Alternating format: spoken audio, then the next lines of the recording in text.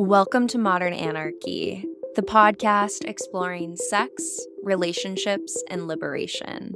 I'm your host, Nicole. I tried to keep her quiet, but she's screaming inside of me. I tried to keep her hiding, oh, shut up. I tried to keep her quiet, but she's a wild, wild woman. On today's episode, we have relationship anarchist, Jase. Join us for another Relationship Anarchy research interview. Together we talk about moving beyond the one hug system, needing to find new pop artists, and the power of disruptive love. Hello, dear listener, and welcome back to Modern Anarchy. I am so delighted to have all of you pleasure activists from around the world tuning in for another episode each Wednesday. My name is Nicole. I am a sex and relationship psychotherapist with training in psychedelic integration therapy, and I am also the founder of the Pleasure Practice, supporting individuals in crafting expansive sex lives and intimate relationships. Dear listener, please know that these relationship anarchy conversations are some of my favorite conversations on the podcast. What a joy to be so seen. What a joy to feel so understood. And all through two words, right? Relationship anarchy. And dear listener, if you are a relationship anarchist, hi. I want to talk to you. Submit your answers to the questions at the link below. I want to hear what you have to say about the movement, about the practice of relationship anarchy. And I'm honored that relationship anarchists from around the world are trusting me to have these conversations, to explore these very nuanced and vulnerable topics together, and that I get to share it with you. All right, dear listener, if you are ready to liberate your pleasure, you can explore my offerings and resources at modernanarchypodcast.com. That is also where you find the link to the relationship anarchy questions for you to submit. And I want to say the biggest thank you to all of my Patreon supporters.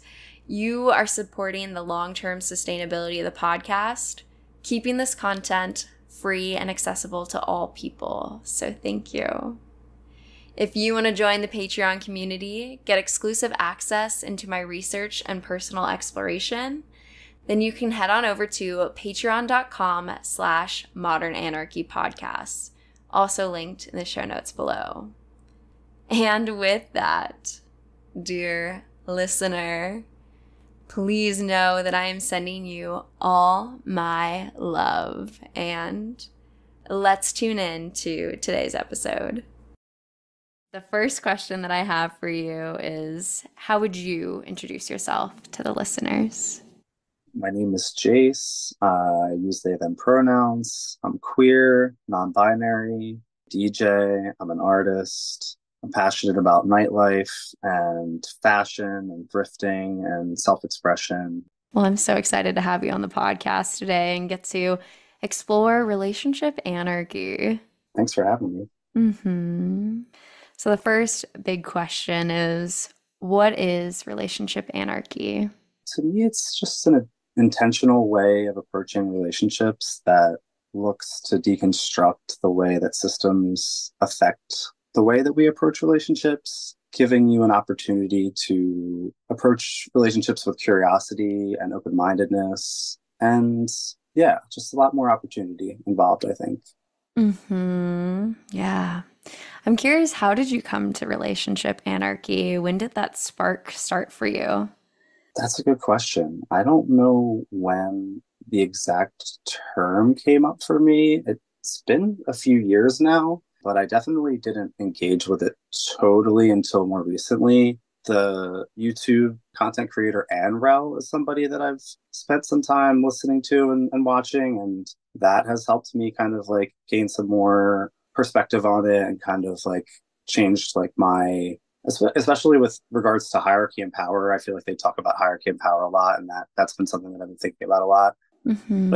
I think it was really like starts with like questioning my sexuality, and then questioning monogamy, and then Yeah. questioning my gender, and questioning romance, and then all relationships, and it just kind of like devolves to, yeah, all of this is kind of, it all affects each other, you know? Right, right. Yeah, you go down the rabbit hole with one, and then suddenly you find yourself in a land of new places, right?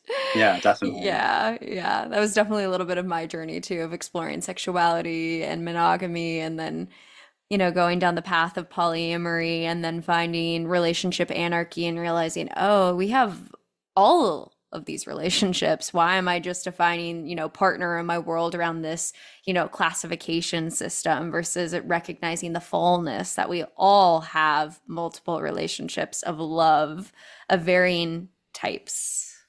Yeah, definitely. It's so much opportunity, and it's beautiful, and I definitely understand why I have fallen into those scripts, and people still do, and I still do to this, it's, I think that's the thing that's really hard about it, is that it's safe to fall into the scripts, and there's a lot of joy that I have felt from those relationships in the past that I kind of like hold on to, and I have to like kind of mourn and grieve. Mm-hmm. Yeah, yeah, because it's deep within our unconscious. I think whether we want to admit that or not, the reality these systems have impacted us so deeply. It makes me think of the work of Michael Foucault and just the ways that that power differential is deep within our psyche. It also reminds me of when I was practicing Christianity growing up in that culture. It's what I was taught. This is how I view the world. Women couldn't be pastor, the whole thing. And that seems so normal to me that I would have defended it at the time. Where now, when I'm out of that, I look back on that with true horror and disgust of the world I was in, but at the time had no idea.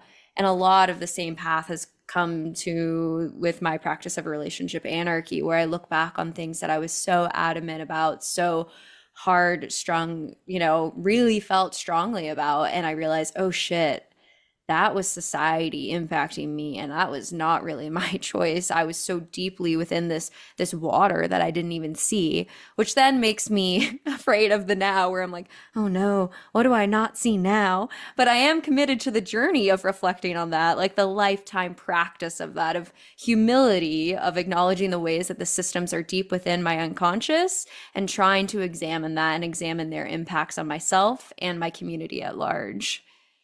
Yeah, definitely. I think you brought up the word practice, and I think it's just a constant practice and a renegotiation with yourself. And I've heard you talk about like, listening to your old podcast episodes It's and kind so of hard. cringing.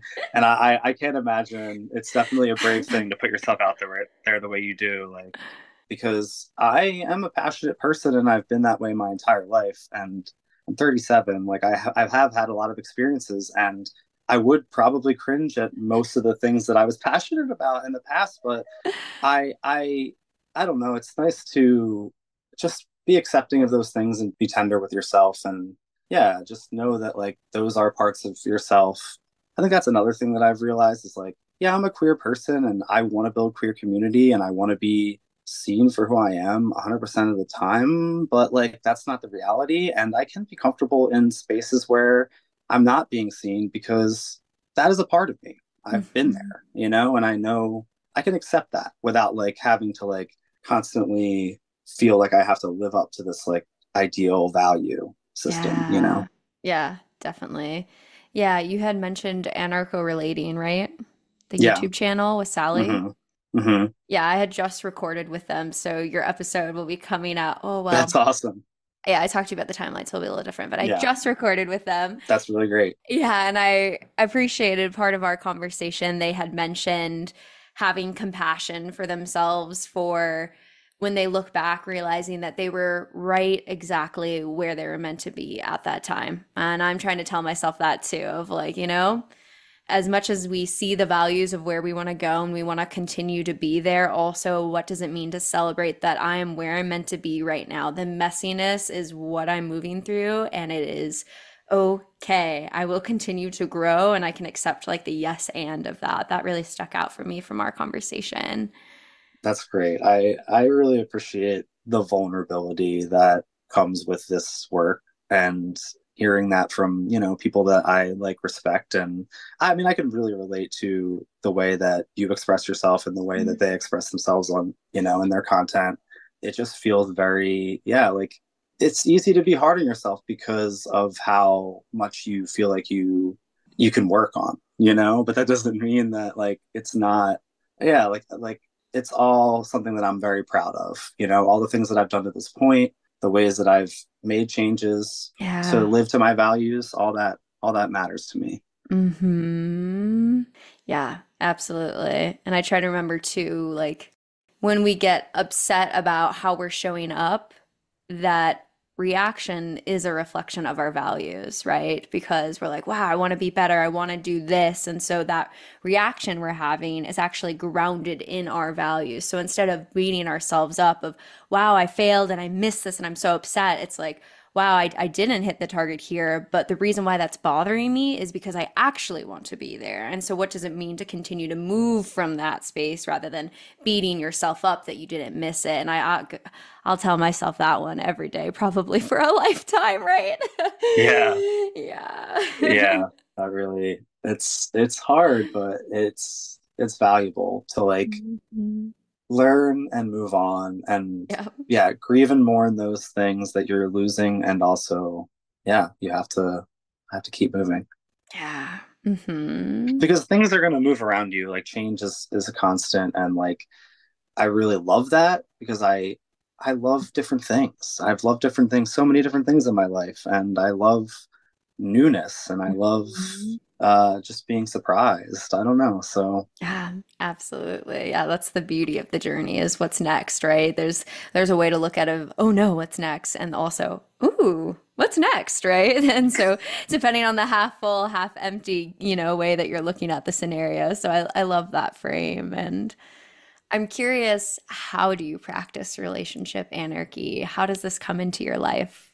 I think it's just a way of approaching relationships differently than I have and being aware that like I have these needs that I think need to be met in a certain prescriptive way because of the way that everybody does things and the way that it's the easiest to do things and you don't have to have any of these conversations, and communication is hard, it's vulnerable, there's rejection involved and that's something that I realize is very hard for me.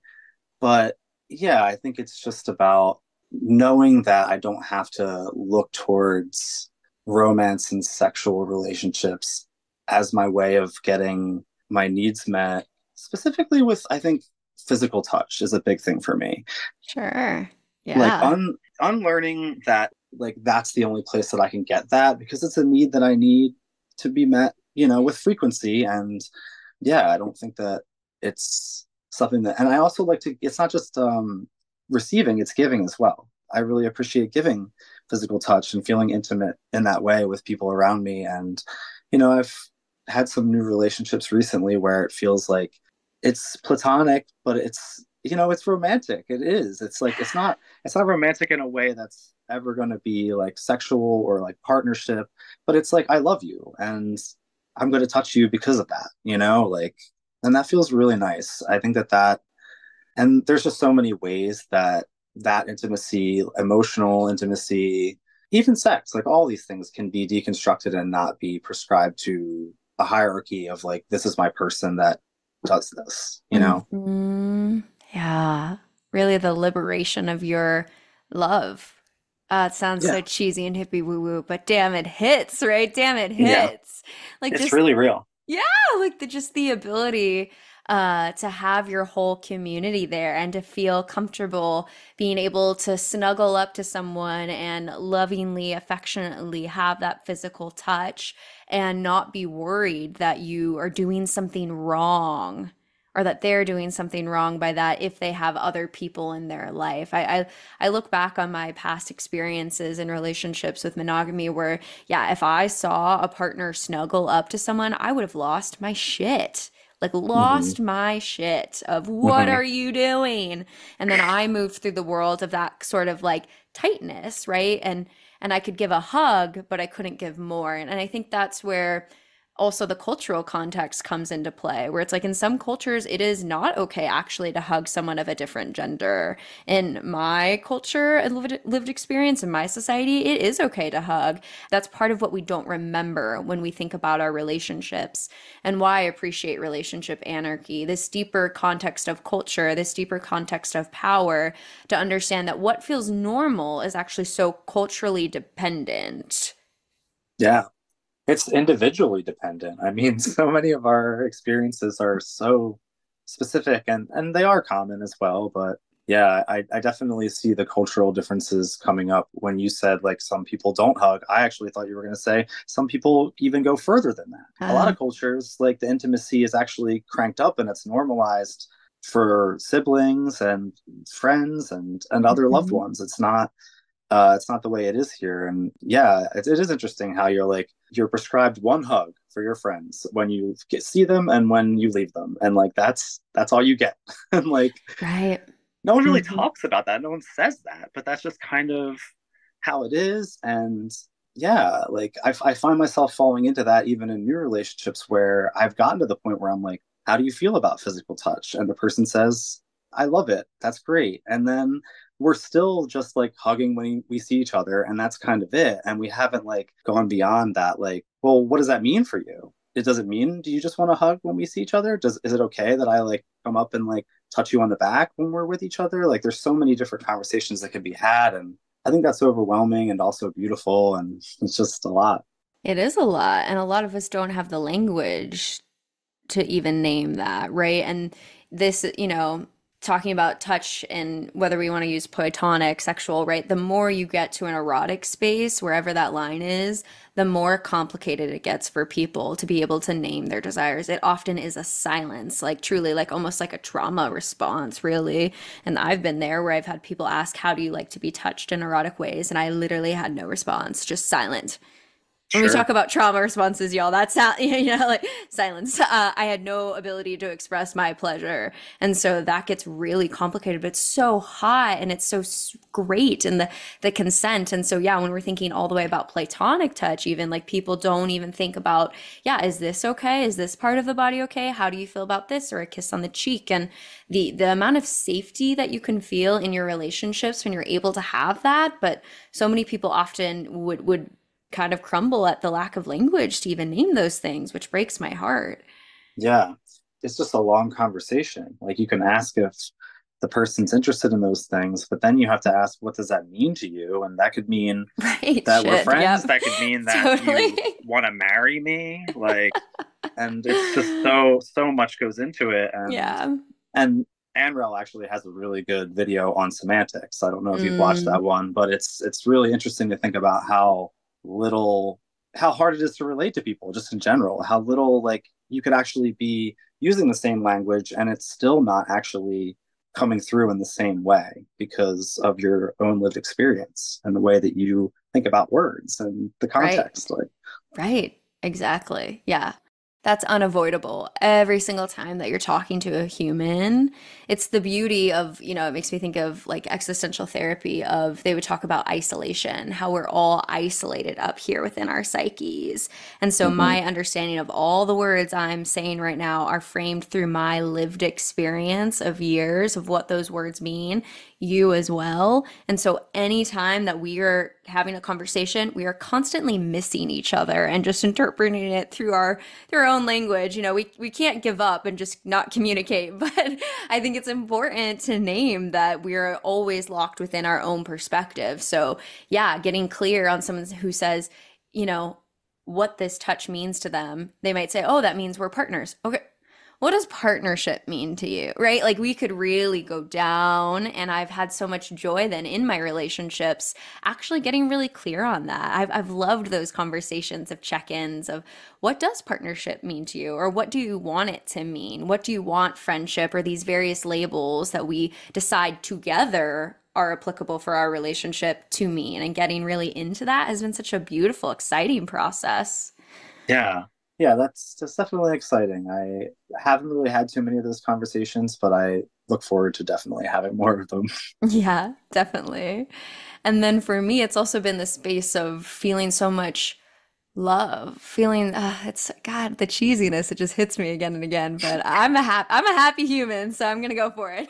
That's fair. You know, of just so much of my life I had been so indoctrinated.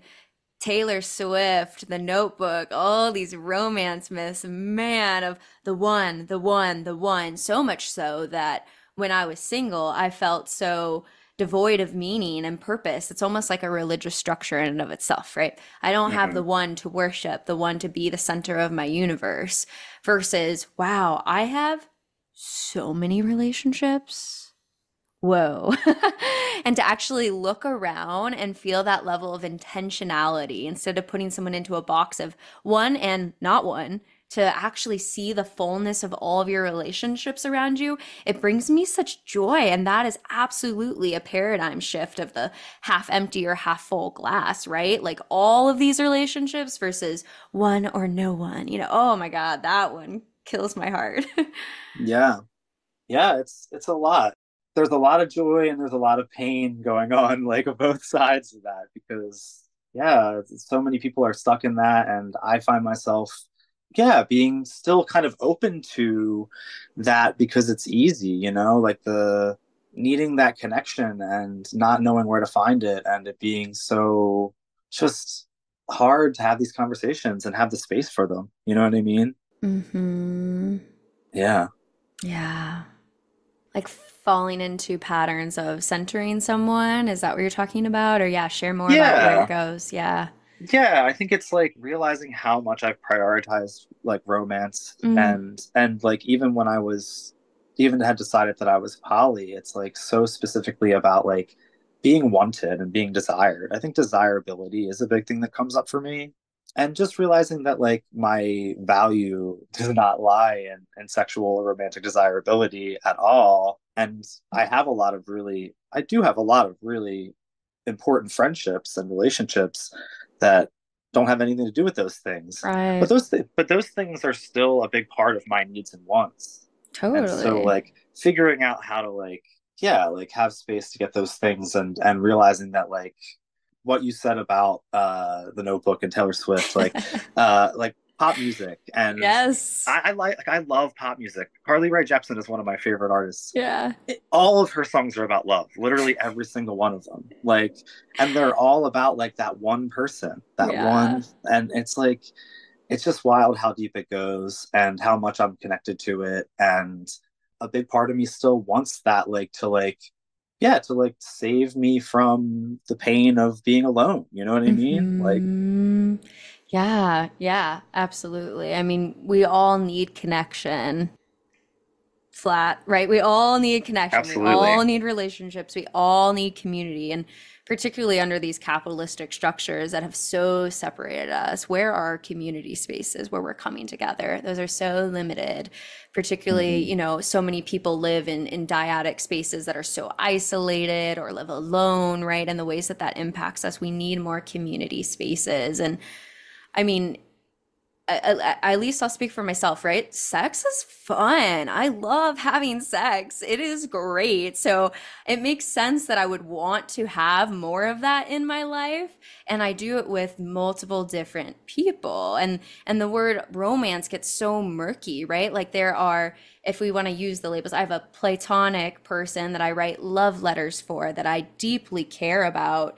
And for me, it's been really interesting to find these words of romance being so disconnected from sex and realizing that I have it in all these different relationships. The friend who brings me flowers, we don't have sex, but I call that romantic.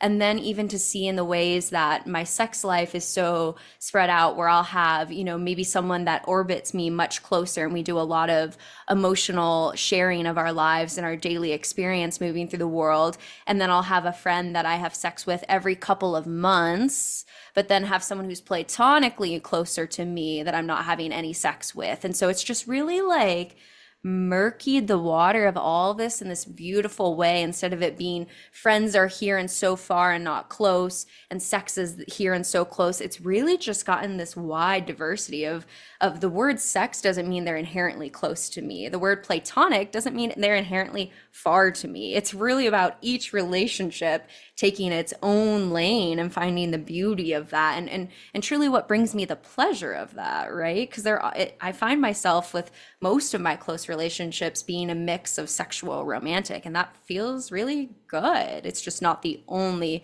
thing I prioritize, you know? Yeah, definitely. It really comes down to vulnerability when it comes down to practicing these things and being willing to accept how people want to be in relationship with you, and there's something like protective and almost like, I don't know, it's like there's like a game to it that's kind of intoxicating to like not know and to kind of just like navigate it in this, yeah, it's uncomfortable, but it's definitely something that we're all just kind of, a lot of people are just in because it is what it is. Sure, Um, sure.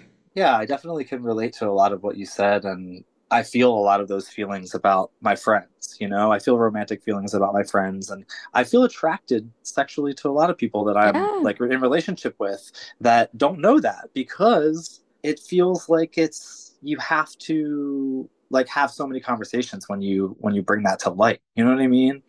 Yeah, and in some ways it makes a lot of sense too if eroticism is play, right? Like, look at my beautiful people. Of course I want to play with them, right? Like, like when you really Yeah. think about it. I mean, yeah. And so finding out or really learning to have the communication skills to navigate that, though, right? Of what does it mean to get clear? Because for so long for my life, it's been this easy path of you date, romance, it's all here, one person. We follow the relationship escalator. So much of it is unsaid and we just go down it. And so to now have these more fluid spaces, wow, the amount of communication it takes to make sure you're on the same page, or at Yeah. least, again, we talked about how we can never be on the same page with our realities, but at least trying to look at the same vision and constantly kind of checking in about like, do you feel like we're going down the same way? Does this feel good to you? And then being able to trust that the other person is actually going to communicate with you. That's the other half of it too. It's like they have to be able to tell you, and like that act of that dance of coming together. Yeah. Yeah, I think it just comes down to it being hard, and you still have to be willing to push through that. Like even though like, yeah, I do think it's difficult to ever get to a place of full understanding. That doesn't mean that we shouldn't be trying, and that's what I No. love about thinking about these things and trying to apply them. It can be frustrating, but it can also be like it's really satisfying Yeah. when it works out. And I think that there's like I hear it in the way that you talk about your relationships. Like there's like a way that it just will start to happen if you it's a practice. So the more you do it, the more you're going to see that it actually brings abundance, and it actually brings joy, and it's not so scary, and it's Yeah. actually exactly what you need. Yeah. And I'll say that isolation, that space, that trying to get on the same page, that's what turns me on. When I really slow down to think about, wow, hold on for a moment.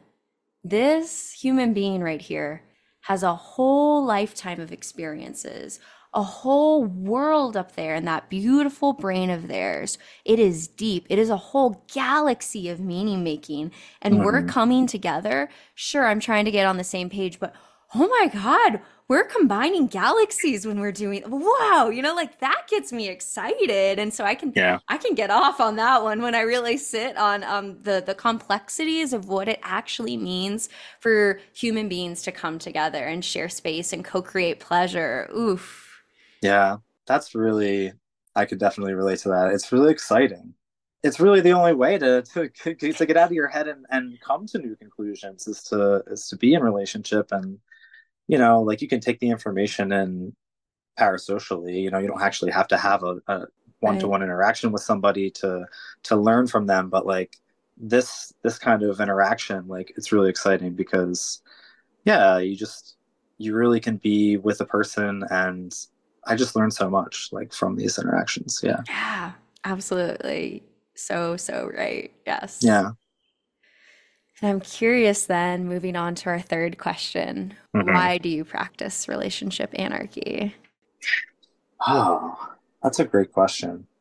Is I there any think, other choice, really? yeah, I mean, I think that's really Yeah. there. Yeah, I think it's just like once you're this far in, what are you gonna do? Are you I, gonna yep. give up? Are you gonna give up and just say never mind? Like, You can't. You can't. no, no. Yeah, I think I don't know if I mentioned this about like just yeah, I think I did early on. Like it's just kind of all breaking down like one by one, starting with sexuality and going all the way down to like romanticism and all relationships and thinking about family abolition and youth liberation and queerness. All these important philosophies to me, like they're disruptive. Like Mhm. they give space for new things, and that's just really really exciting to me. I love seeing somebody express themselves. I love new music, new art, radical things, like things that just aren't of the norm. And I think that's why I want to be a part of that really, really badly. Hmm. And I think you can feel it, that liberation in people. I don't know. I see queer people in their joy and their celebration and that authenticity. And I can feel that liberation pulsing in everything that they do. And I can feel a lot of that in the community, right? Especially a relationship anarchist of what it means to have that liberation and the perspective it makes you have on the world is something that's very somatically felt in their joy and the big, beautiful brains and hearts that we have that are constantly in this reflective practice. Yeah, definitely. It's just important to me to be practicing things in a way that I would have wanted things to be like I would have wanted to be exposed to this earlier on in my life, obviously. And I felt the same way about sexuality, queerness, all these things. Just like if I had had the example, I would have done this earlier, and I would love for that to be like Yeah. me showing that to other people. And I'm sure you can relate to that as someone doing this work. Yeah, definitely. I think that past me, if she saw me right now, she would say, "Jason, we need to pray for her. She is off the rocker. She is going somewhere and it's bad. We need to pray right now." So I was so religious. It was, oh man. Yeah, so it's always hard to hold that when I think back, which I think is what makes me so deeply critical about free will and these questions because I am so in abundance of love, of community and relationships right now that it feels so damn good. But yeah, previous versions of myself would have looked at me and said, she is going down the wrong path, and I would be praying for me hard. And so then I Yeah. asked really deep questions about free will and the ways in which I constantly come into the reality that what I want is so culturally laden that I don't even know if I have free will. My existential professor always told me in school we have free will within what's within our existential awareness. So, our reality of what we see. But then I always come back and I'm like, yeah, Dr. Bose, but that awareness is shaped by your cultural context, right? We were talking about that earlier with the hug or the kiss and all of what feels normal to you, right? If someone Hmm. came and kissed me on the cheek right now and they met me, I'd be like, "What are you doing?" In another cultural context, that would be normal. In American cultural context, that might be cheating, right? And so, Yeah. the free will question, it's a heavy one for me. Yeah, I feel you. I mean, it's wild to bring that into this conversation right now, Nicole. Like, free will is a whole other thing that I think is just like good to think you have it and like just keep it there. Yep. Because yeah, I can relate. I wasn't as religious, but I was raised religious, and Hmm. um, I was in Catholic school, and Okay. I went to a boys' Catholic school for high Whoa. school. Whoa. So, and I kind of wished that religion was the only thing that I had to unlearn. You know what I mean? Like, I feel pretty, far separated from that influence, but like, it's just so much far further reaching than that. It's just like, because it's that same patriarchal system is kind of, it's all still everywhere, Yep. the Yep. power differential is it exists in every single relationship you're in, and yeah, it's a lot. Yeah, and Esther Perel has done a lot of work to talk about the ways in which, again, we're relational creatures. We need community.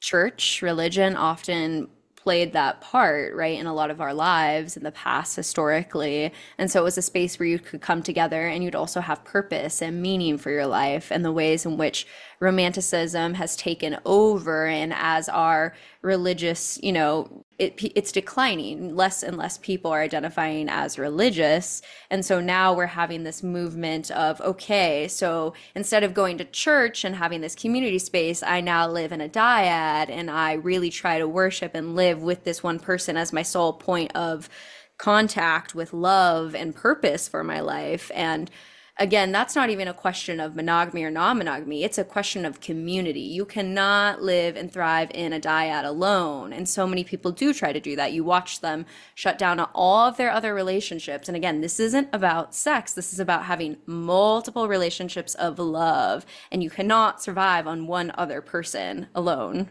Yeah. Yeah. I just think there really isn't any other examples out there for anyone to look at. And it's a method of control the same way that religion is. Like, I think it does really relate. Like, yeah, we have shifted, and I haven't really thought about it that way, that like culturally we've shifted to the family system being Yeah. the way that we kind of control ourselves, because but we also don't really have a lot of other opportunity, I think it's important to really like keep that in mind, that like, yeah, it's a privilege to be able to even think about these things, Oh, and yeah. I don't even have space for it most of the time, just trying to survive Absolutely. here.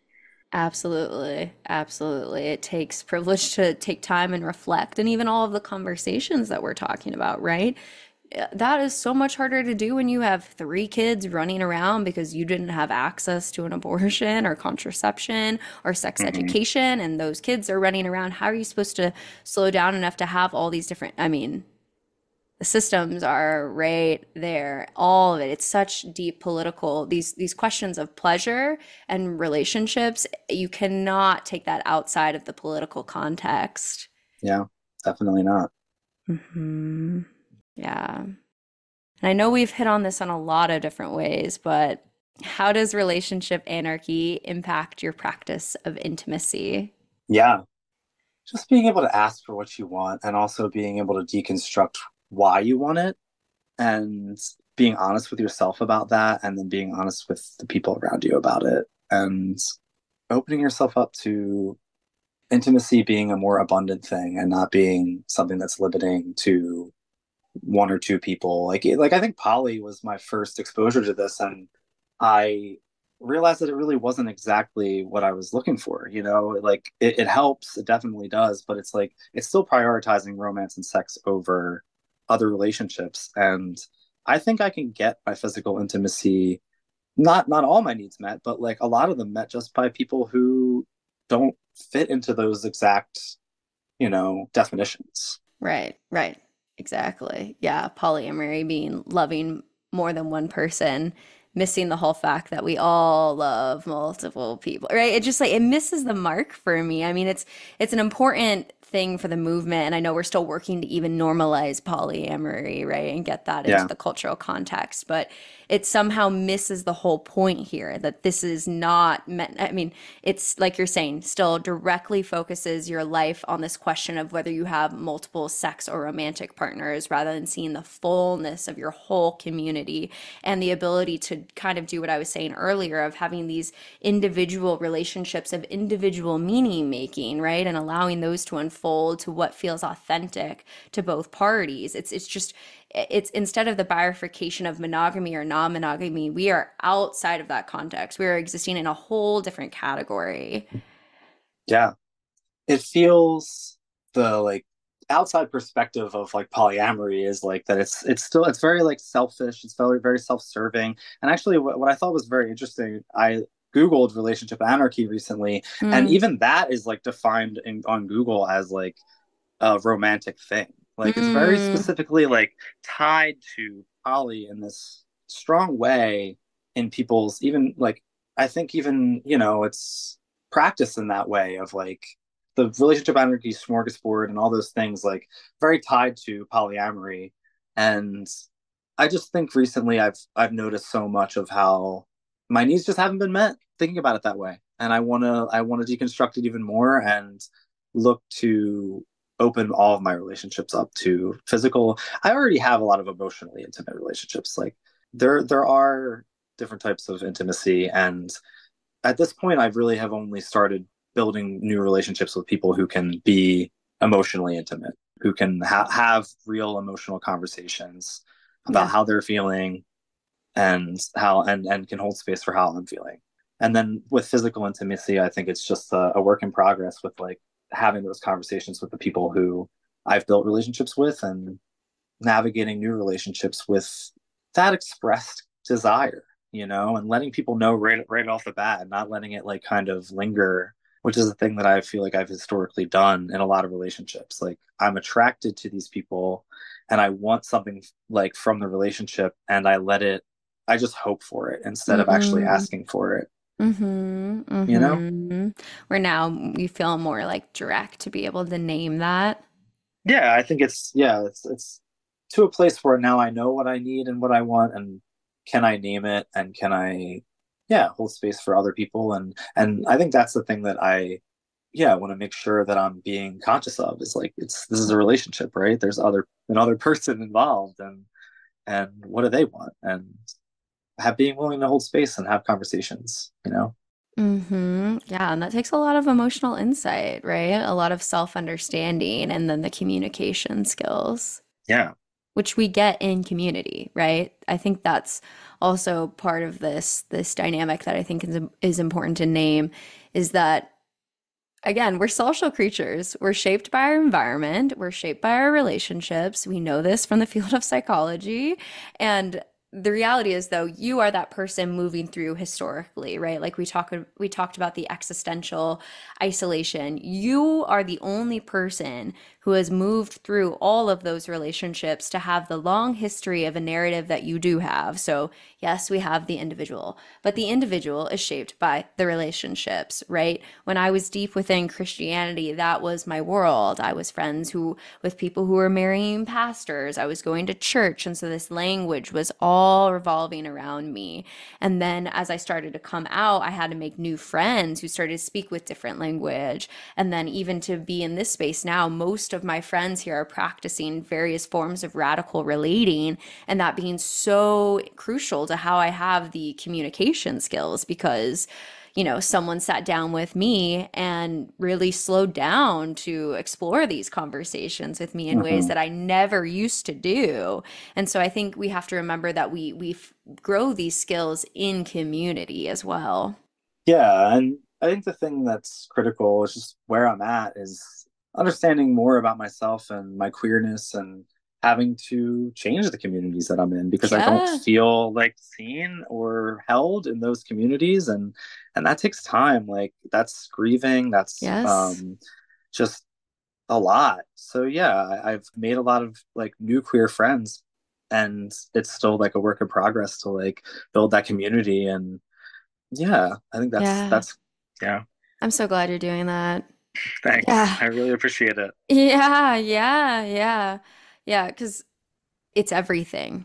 Again, Yeah. relationships are mirrors, and I can feel when I talk about an aspect of my life. Maybe I'm like, oh, I was hanging out with my metamor and we were grabbing coffee, and that person goes, what? I could never do that.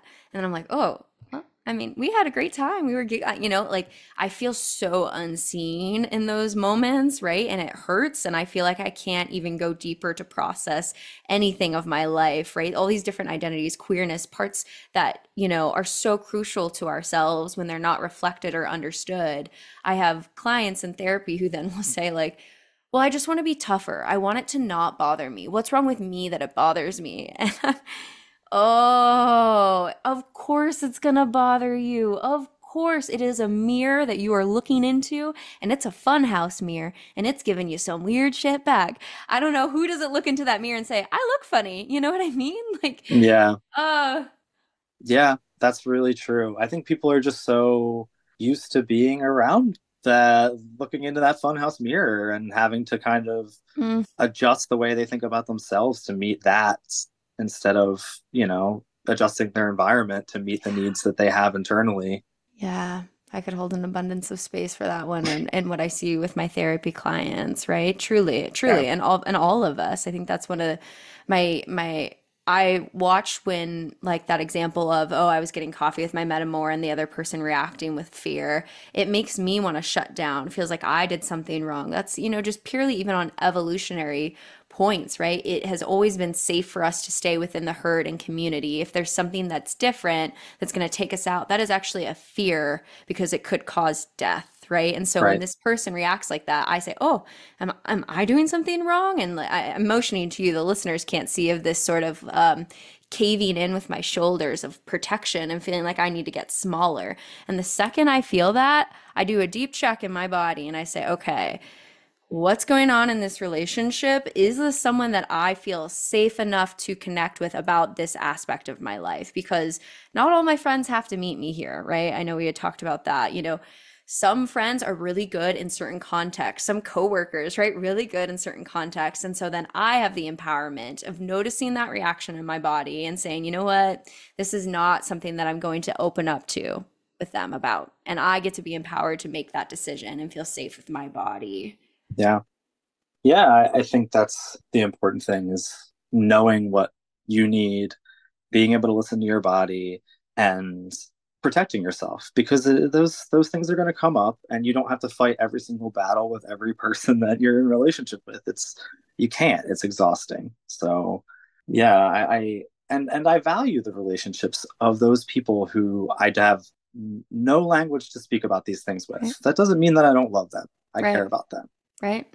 I wanna find other things and I think that's also a part of relationship anarchy. It's like I can be in a relationship with people who will never understand that phrase, but they can still be a part of it, and it's still a part of that philosophy for me. You know, Yeah, my family, my blood family is a lot of that, right? I mean, No we could idea. talk for forever about all these different dynamics, and family is such a deep one Yeah. because that's really the only place that I have historically been able to feel safe, Mm, knowing that my at least my like survival needs will be met by my family if I need that, hmm. and that's really important. And I've had to like deal with realizing how much they've hurt me and how much they've limited me, but then they were just doing the best that they could, and how much they still Right. support me to this day, even though they'd never get my pronouns right. And Mm, like, it's just like a lot.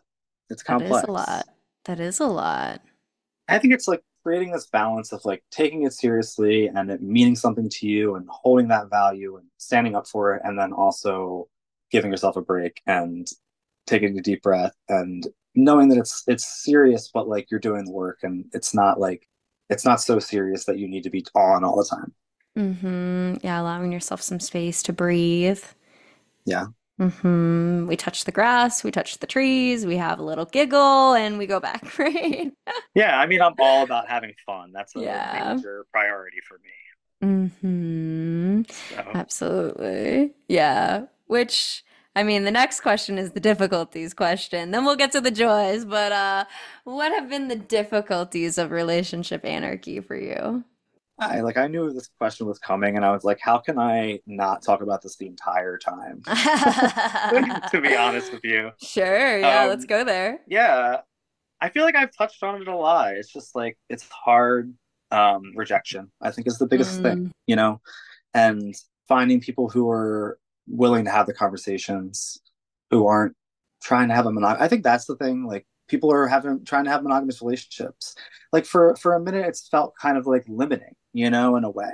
And then I had to realize that like that wasn't the only thing I was looking for was a romantic or sexual relationship, but it kind of like even bringing this into the conversation kind of like is gonna tell people that like, oh well, this isn't what I'm looking for. I'm looking for something monogamous. And so, yeah, I think it's just kind of in my head made me feel like it's limiting, but I don't think it necessarily is. I think finding the right spaces has been something that I need to do.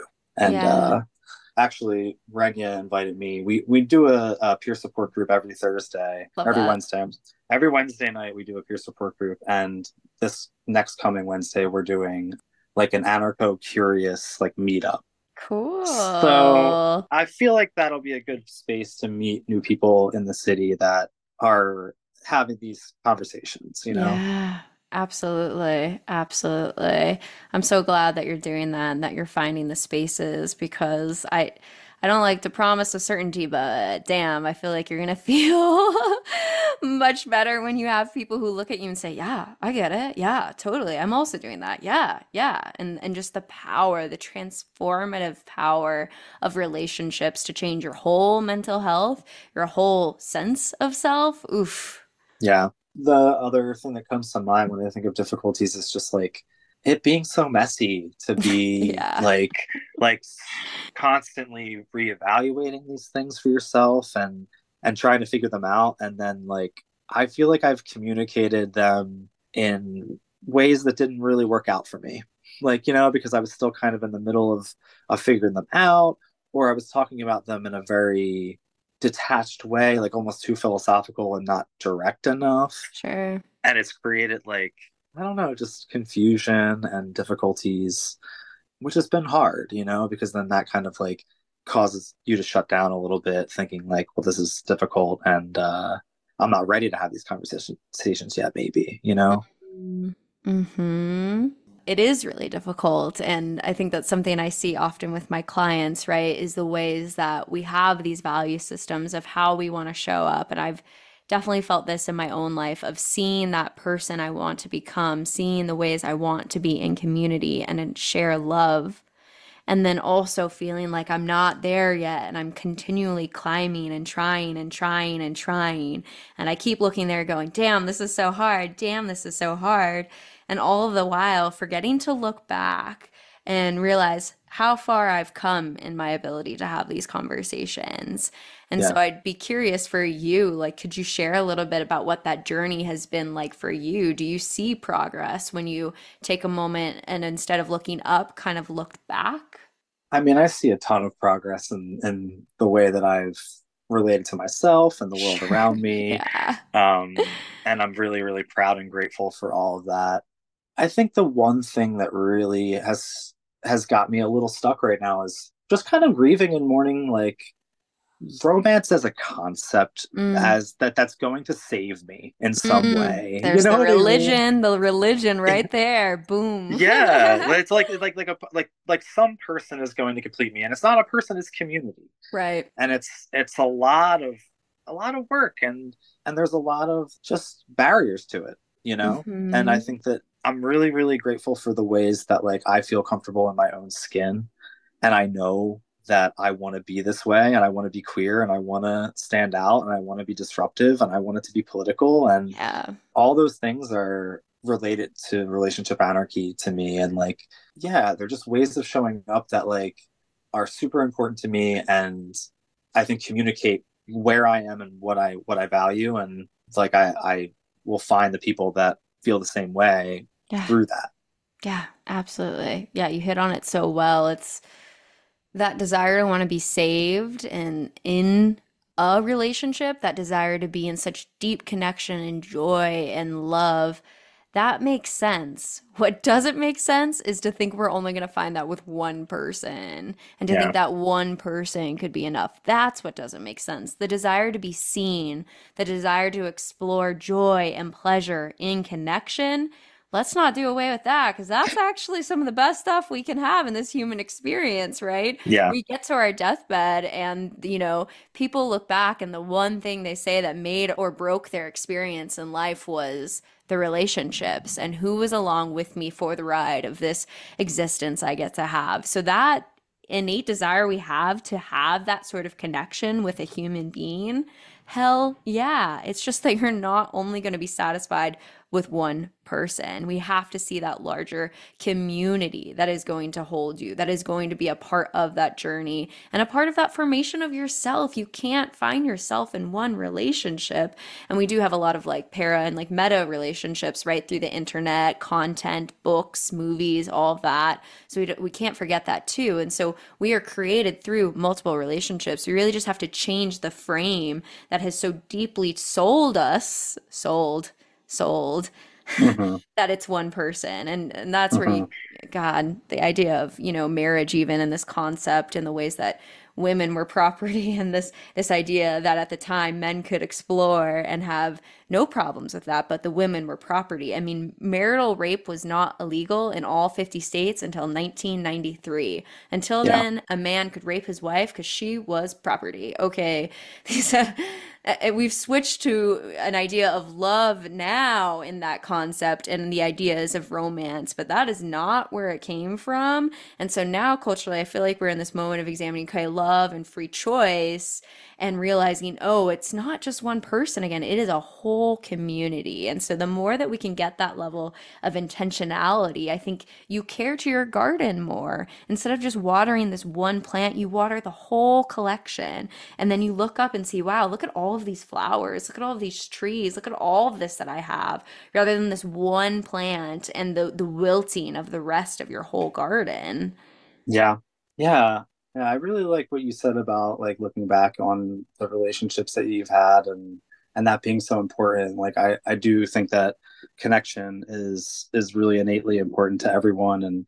And if aren't seeking it, it's probably because of some trauma that you've experienced. And it's the fault of the systems, you know? Like I actually was just having a conversation with my mom today about Mm, us kind of all being in a tough place in our family. And mm, she was like, I feel like me and your dad did something wrong. And I was mm. like, no, like you definitely did it. Like it's not your fault. It's we're all in this together and we all are dealing with how messed up everything around us is, you know? Right. Yeah, Yep. it's tough. Exactly. Who do you point the finger at? Because, yeah, sure, I could point it at my dad. And then I know my grandma had my aunt at 14 and my dad at 16. So then do I point the finger at her? Or do I go back even, it's like who do we point, or maybe we should drop that question, have Yeah, let's some just compassion, yeah. show up and be like, all right, it's not your fault, but you are responsible for changing. I'm responsible for changing, but we don't need to point the finger. So let's come together and do some work to break the cycles, to make change and to create Yeah. a different world for the future generations.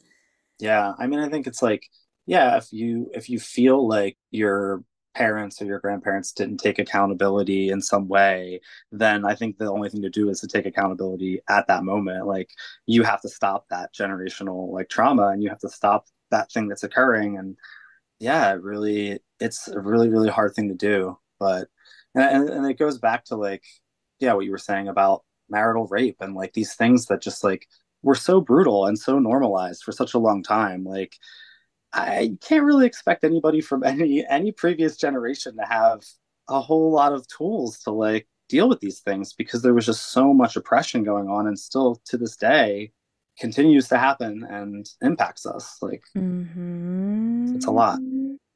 Yeah, absolutely. Right.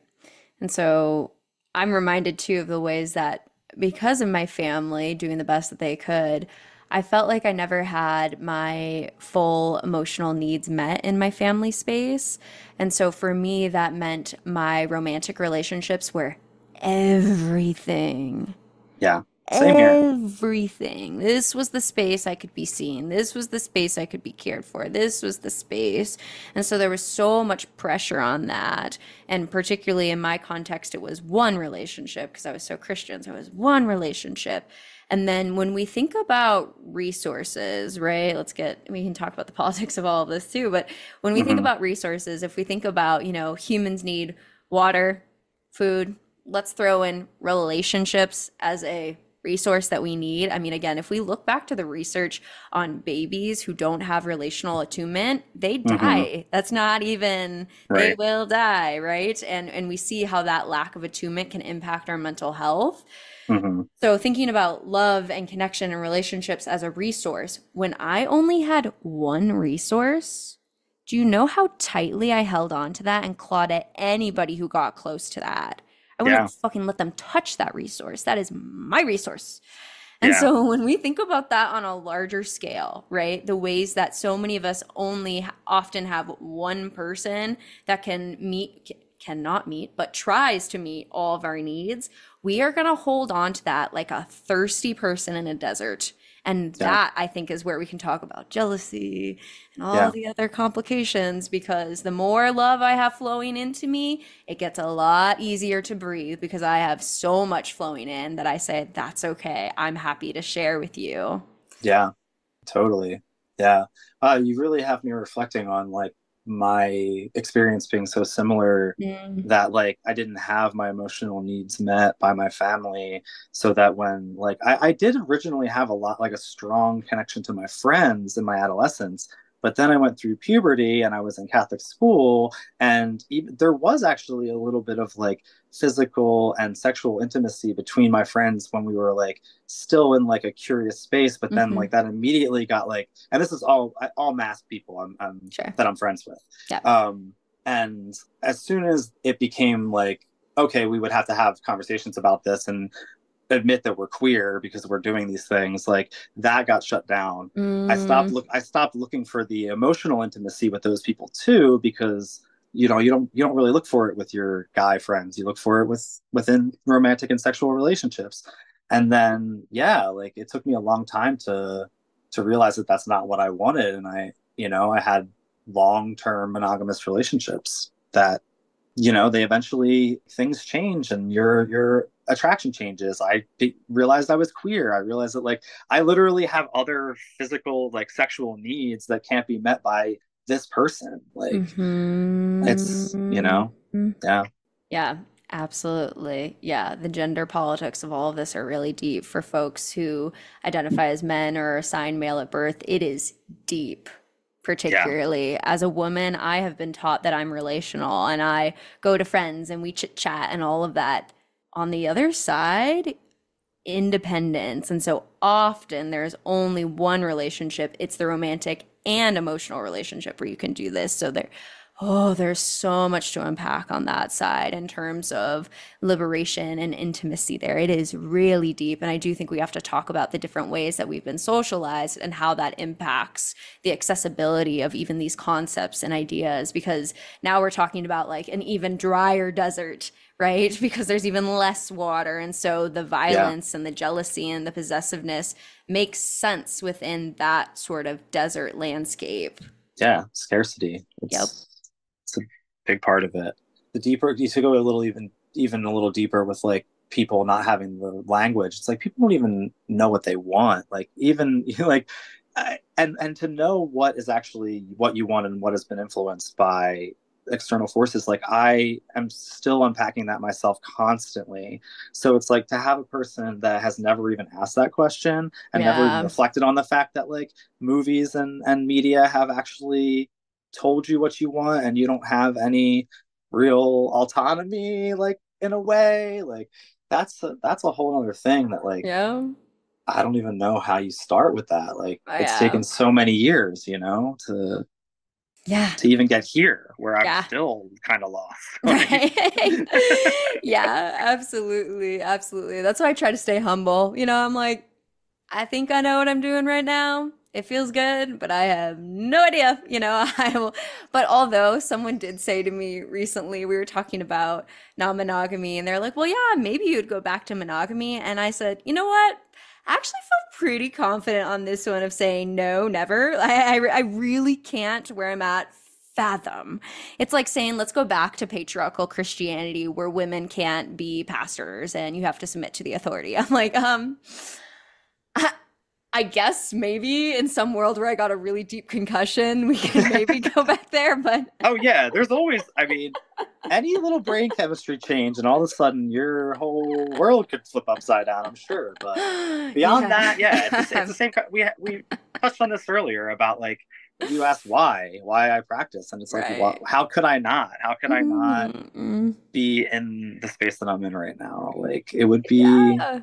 It just doesn't make sense. Right. And I cried a lot leaving the Christian church. I cried. I felt so confused. Every Sunday, I felt like a slut and a whore for not showing up in that church.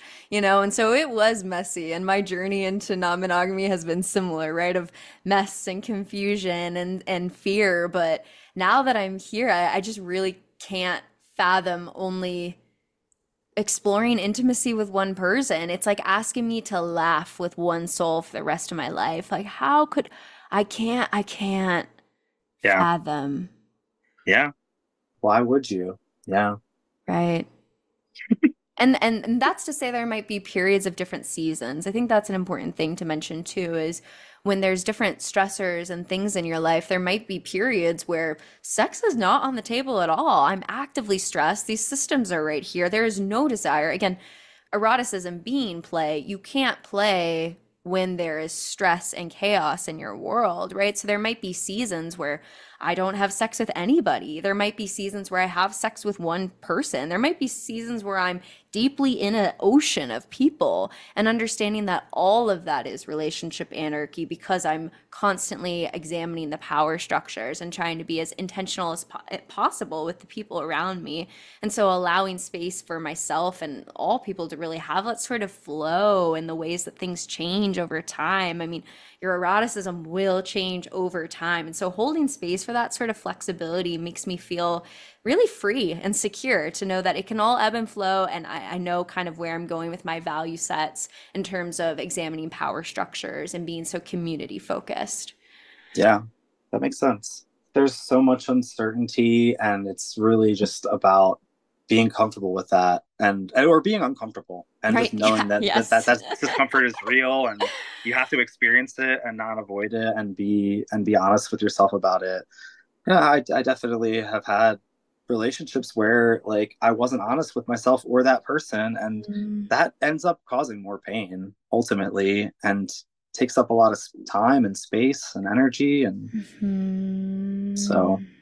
yeah. Yeah, yeah, absolutely. Yeah, and I mean, the rates of infidelity somewhere between 40, quoted from Jessica Fern when she was on the podcast. I've seen Esther Perel and Dan Savage talk about upwards in the 70%. I mean, it was so interesting, I guess, because I was processing with one of my colleagues who, I was talking about my life and the way I live it. And he said, a lot of people don't want to go where you're going because it's so full of change and chaos, right? And I sit back, I'm like, I don't know, the 50 to 70% of lying, of infidelity, and 50% of divorces feels like a lot of chaos and instability. I don't know, man. Like I'd rather hit it on, look at it in the face and look at death and say, okay, I'm gonna die. What does it mean to actually embrace that and live this moment right here, right now? Hey, dear lover, I don't know if I'm gonna want to have sex with you in a year, 10 years, Yeah. let alone 20. I have no idea, but I love you and I want to be in relationship with you and flex with you through all of those different changes. And let's hold hands in that. Oof.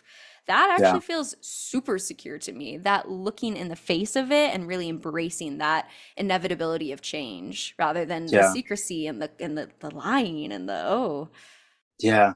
I can relate to being in that place of like knowing how hard it is to fully expose yourself to someone. And yeah, a lot of societal scripts like you confess to the priest, and that's like you pray to God about some things, and some things you just don't tell your partner, and that's something that's like really accepted, to like talk to your friends about certain things but not tell your partner how you actually feel about them, like because you don't want to change the dynamic, you know? Mhm. I think it's really hard for people to overcome that. And I think it really does come down to scarcity and being afraid of being alone. And it takes time and takes energy to be vulnerable, but there is like abundance on the other side of that for sure. Yeah.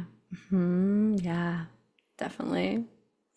Which, speaking of abundance, Great transition. yep. What are the joys that you've experienced in relationship anarchy? Feeling freer, Oh, yeah. just feeling like more opportunity and excitement, and not limiting myself. I can build the community that I want, and like yeah, I think it's just really revolutionary, and that really excites me. And yeah, just feeling this synthesis of like my values and my philosophies and the way that I practice my life. That's like Hmm. super important to me, and it's taken me a lot of time to find like the actual ways to practice these things, Right. Yeah. so I think that just like I feel like I'm on the cusp of it. Like it's hard to like really have like tangible things to bring into this question. But I feel excited that like I think I have the language, I have the content and like the resources that I need to have these conversations. Yeah. And yeah, I think like I said, I related a lot to queerness, and I think just like being queer has opened me up to people who get it or are willing to get this. You know, Sure. even if they haven't talked about it yet, they're willing to have these conversations, and I think that's really exciting. Yeah. I mean, I definitely hear you having the language. I mean, you and I have been talking and going back and forth, and I feel deeply seen and understood in so many different ways, right? What a joy, even in our own dynamic, to feel, a complete stranger from across the world, right? Like, you get Yeah, it. You get it. You're not, yeah. yeah, I get it. Yeah. It's interesting though because like I thought about this a little bit because I knew that we would relate because I've heard all these like I've heard a lot of your thoughts, from Yeah. listening to the Yeah. podcast. So it's interesting how that dynamic comes in. Like, but I agree, and I really appreciate you reflecting that Mm. because it's yeah. I actually have a background in social work. I haven't talked about Cool. that yet. Yeah, So yeah, like, yeah. I really like interacting with people and like learning new things from them, and it's just Mm. really exciting. And I like you said earlier about being a mirror, like when you meet somebody who kind of like has like it sparks something in them, when you're having the conversation. That's just so exciting, and bouncing off of each other is really exciting. Yeah, I usually, again, the feminist psychology movement, they would talk about five good things that come in relationships. And one of the ones that I've always loved and held on to is the word zest, that energy you have. And I notice again, like that example of the person when I'm getting coffee and they say I could never have a metamor and I kind of shut down, my energy goes lower, right? And so I definitely watch in these various conversations I'm recording, some of them feel heavier and pull me down, and some of them bring life. And I can feel that when I talk to other relationship anarchists. I'm like, oh, yeah. And I usually come out of these conversations going, hell yeah, the future is so exciting. Like, where are we going? I'm in community. It's great. And I learn so Mhm. much in these spaces, right? I have an understanding of this, but then I co-collaborate with you. I hear your perspectives. We grow in relationship together. And so I always watch when I feel that zest for life as an indication of the relationships that bring more pleasure and joy. And I definitely feel that in the relationship anarchy conversations. They've been truly one of my like most favorite things I've done in this podcast space. That's really awesome. Yeah, I appreciate you bringing in the zest as like a concept Hmm. because I think it's really important to notice when you feel that like excitement for life. Like that is a really big deal. I mean, that's going to keep you going. It's going to give you purpose and energy. And yeah, I think yeah, it's really important to tune into that for sure. Hmm. Yeah. When I remember reading about relationship anarchy. I didn't have any of the words for it, but I remember reading and I went outside and I started skipping down the alley of my apartment complex, being like, yeah, this is actually so good. And I had no words for that joy or what any of that really meant. But when I look back, there was such a felt zest, such a spark. And some of my dissertation interviewees had talked about it like a bell that just rang, like, something about it spoke to me. God, it sounds divine when you think about it that way, the religion. Oh, whatever it is, something about it spoke to me, and I felt it in my body so much so that I was joyfully skipping down the street. And that's important to listen to, particularly in these systems that are so against us, right? To have a sort of connection where I felt this joy and expansion. And it makes me so excited about the worlds to come as I hear more people getting excited about these ideas and feeling that same joy and resonance and really what we can co-create together as a community in this space.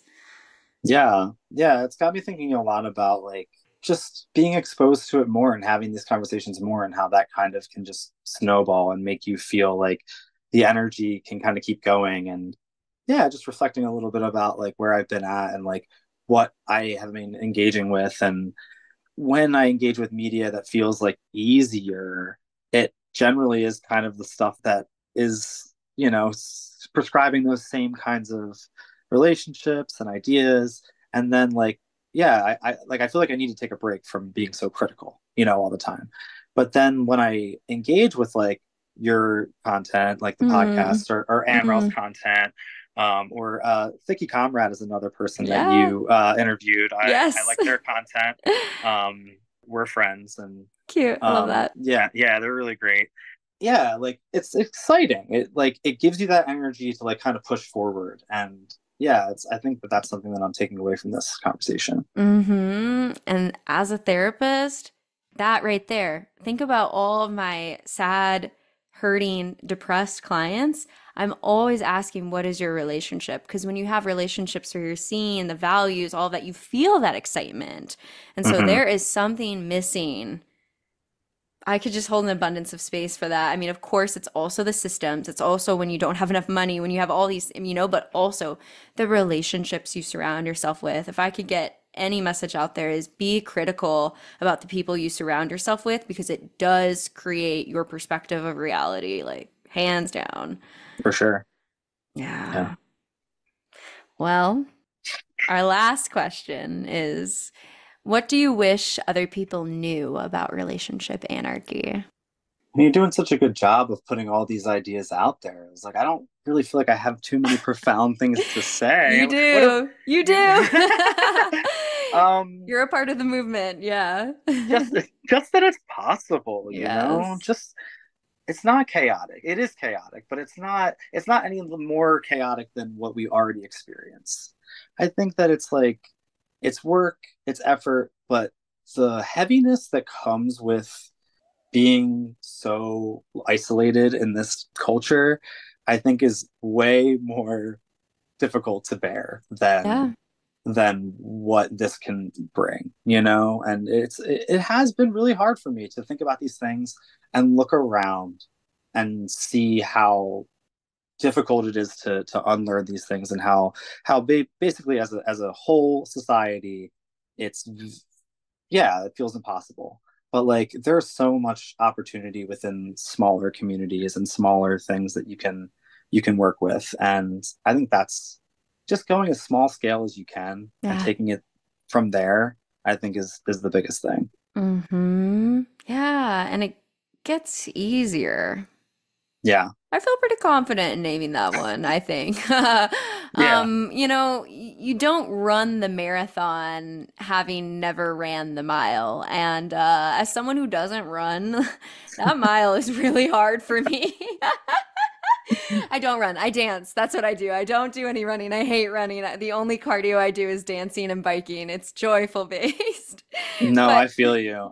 I feel like I respect running as yeah, like a I love pain, because I love pain, and I did sneaky running in high runners. school. I am Yeah. I didn't like it, but I kept doing it. So there's something to Yeah. be said about that. But Right. yeah. Or even, I teach yoga. That's something I think about. The postures that I get into now that I could have never done, right? And one of the main sayings of yoga being practice and all is coming.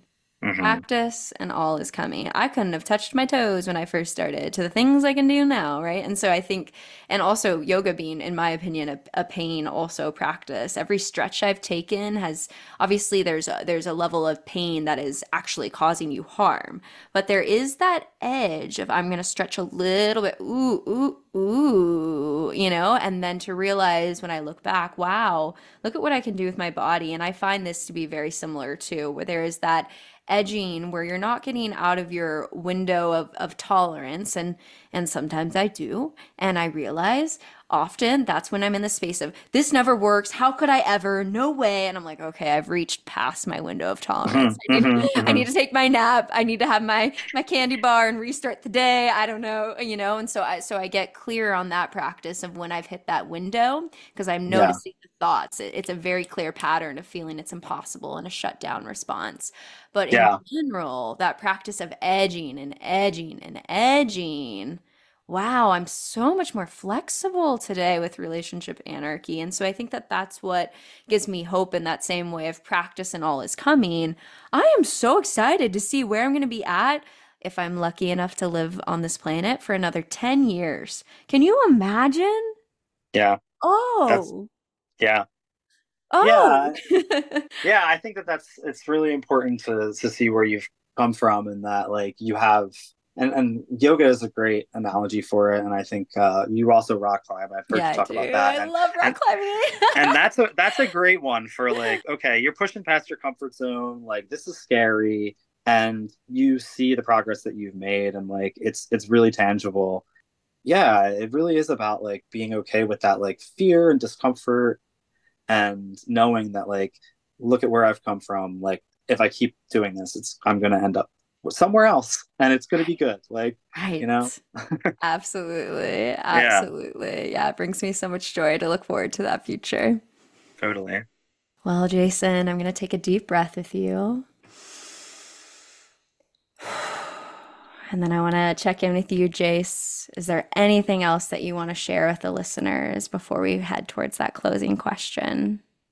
Just to keep being curious. I think that's the most exciting thing to me is like open-mindedness, curiosity, and a critical lens are really important to finding what you really want in life. Yeah, curiosity is such a good word. So much to explore a lifetime with that one. Mm-hmm. Mm. Well, it's been such a joy to have you on here. If it feels good to you, I can guide us towards our closing question. Sounds good. Thanks. So, the one question that I ask everyone on the podcast is, what is one thing that you wish other people knew was more normal? Wow. That's such a good question. Hmm.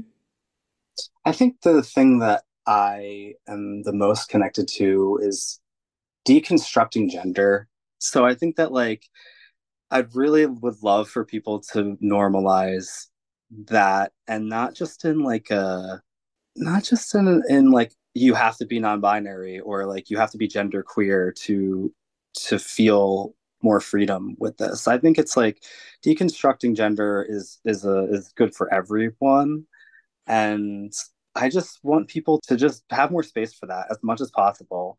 If you feel like you're a masked person and you want to present that way, but you could still, wear an earring or like paint your nails or be vulnerable emotionally or, be physically intimate with your other masked friends. Like there's so many ways that even queer people still fall into those like prescriptions. Yep. And I've had to like continually push those boundaries for myself and unlearn those things. So yeah, I just think mess around with gender. Yeah. Play, the Play. expansiveness of it all, right? For Oof. sure. For sure. Yeah, that feels like a crucial part of relationship anarchy, if at minimum your relationship to self, right? Let alone the ways that you're saying in your communities, you've seen this and it's been reinforced, right? I mean, talk about the power structures. And when we look back historically, even concept skirts, dresses, make, I mean, they was never so boxed in the way that Yeah, we exist in our current society. And so I think that's deeply related to relationship anarchy. totally. Yeah. Yeah. Thanks for letting me share that. Of course. Yeah, it's been such a joy to have you on the podcast today. And truly, I really love these conversations and the spaces that we go. And it's such an honor to be in community with fellow relationship anarchists like yourself. Yeah, absolutely. Thank you so much for having me, Nicole. Yeah.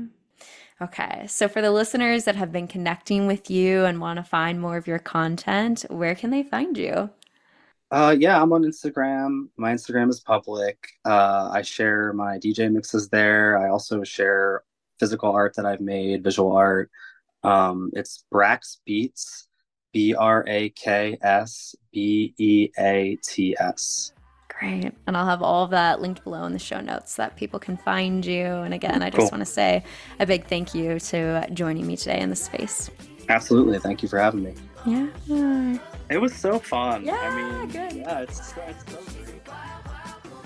If you enjoyed today's episode, then leave us a 5-star review wherever you listen to your podcast.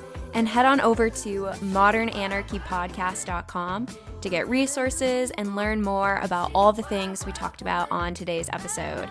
I want to thank you for tuning in, and I will see you all next week.